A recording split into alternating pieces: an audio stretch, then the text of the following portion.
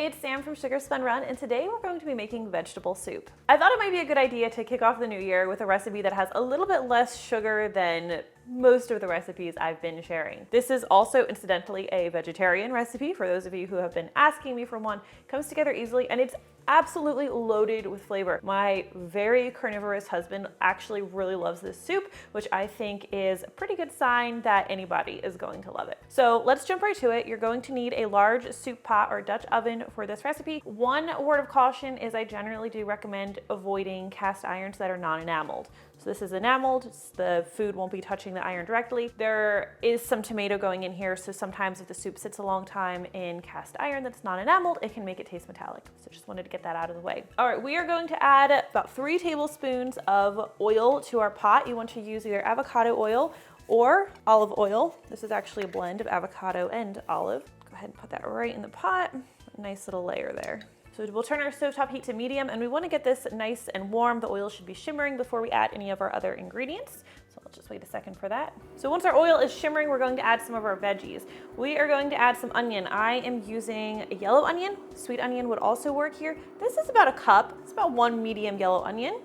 Go ahead and add that to the pot. You don't want to splatter yourself. We're also going to be adding about a cup of carrots. You can dice them, you can slice them into coins if your carrots are small enough. This is about 2 carrots for me. Those are 2 pretty big carrots, so you might need a little bit extra. We're also going to add some celery. This is 2 celery ribs that we have also cut up into small pieces. Go ahead, add those, again, about a cup of celery. All right, let's go ahead and cook these. I'm going to get them mixed into the oil, and we'll cook them until they are softened. And this can take, usually it takes about 5 minutes, maybe 8 minutes. Sometimes it's a little bit longer because there are a lot of veggies we're trying to cook here. All right, once these are softened, I like to make a little space in the bottom of my pot, and I'm going to add some garlic. This is just a tablespoon of minced garlic. Put that all in there. And I want to cook this briefly until it's nice and fragrant. And that only takes like 30 seconds. You don't want to overcook garlic or you'll burn it. And once it's nice and fragrant, I'm just going to mix it in with the rest of my veggies. Smells so good. Then I'm going to make some space and I'm going to add my potatoes. So for this recipe, I'm using 2 varieties of potatoes. I am using a cup of small diced gold potatoes. I did not remove the skins, it's not necessary. You could substitute red potatoes or russet potatoes, that would be fine. Like I said, this is a cup and it's cut into 1/2-inch cubes. I'm also going to be adding a cup of sweet potato. The sweet potato I did peel because their skin is a lot tougher. The sweet potato really gives a nice flavor to this soup. So I'm just going to cook these potatoes briefly. They are not going to be cooked until they're softened. We are just giving them a little bit of a head start. They're going to do most of their cooking after we add the broth, where they'll be boiling. So let me just get these mixed in, and I'm just going to cook while stirring for just another like a couple minutes longer. Like I said, just giving them a head start, and adding them here instead of adding them after we add the broth is going to help them absorb a little extra flavor. I'm all about flavor with this soup. I have a really tough critic in my husband when it comes to something like vegetable soup. So I had to do everything I could to take ingredients like veggies and give them a ton of flavor, while not diminishing, you know, the existing flavor of a sweet potato or green beans and, you know, natural veggie flavors. All right, next, I'm going to make another space at the bottom of my pan. I'm going to add some tomato paste. This is 1.5 tablespoons of tomato paste. I'm going to put it right here because I want it to caramelize, but I'm also going to add my spices here as well. I have 1.5 teaspoons of dried basil, sprinkling the seasonings over the veggies. 1 1/4 teaspoons of table salt, just a 1/4 teaspoon of ground black pepper. All right, and now I'm going to caramelize this tomato paste, which just means I want it to turn a richer color. And it only takes a couple seconds of cooking, like 30 seconds of cooking, and it'll just deepen in color. And that's, again, going to help give us a nice, rich flavor.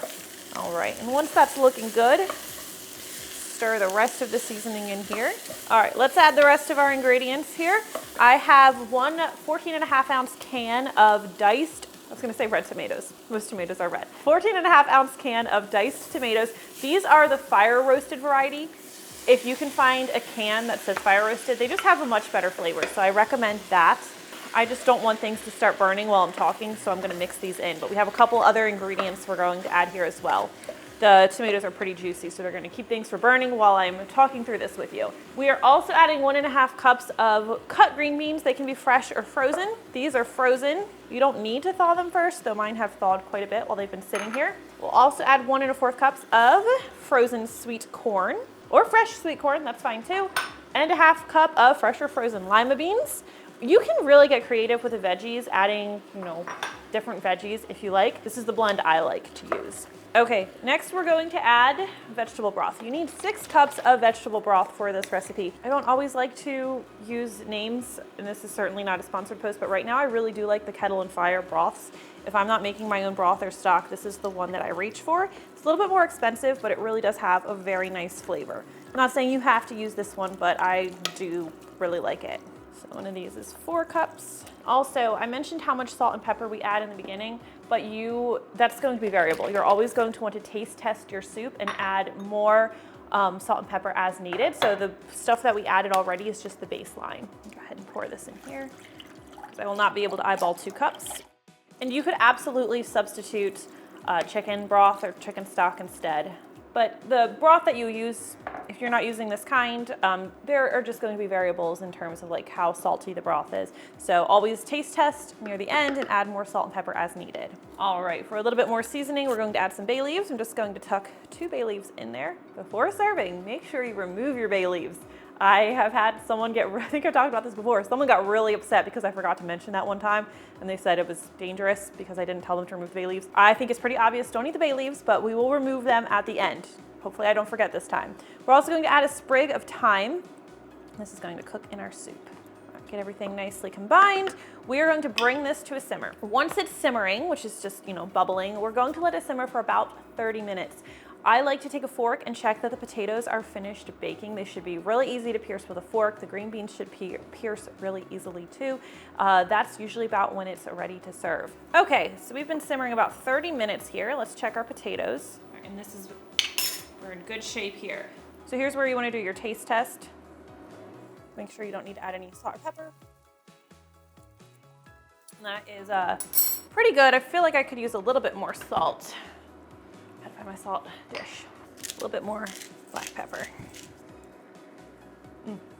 That is good. Oh, and don't forget to pull out the bay leaves and the thyme before you serve it. And at this point, your soup is ready to go. And I really think you are going to love it. I hope you like it as much as my husband does, because he is a fan.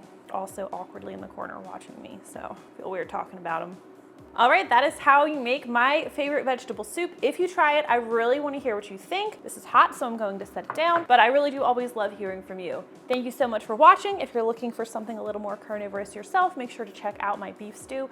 That one is a little heartier because it has meat, but it's equally as good. Thank you so much for watching, and I'll see you next time.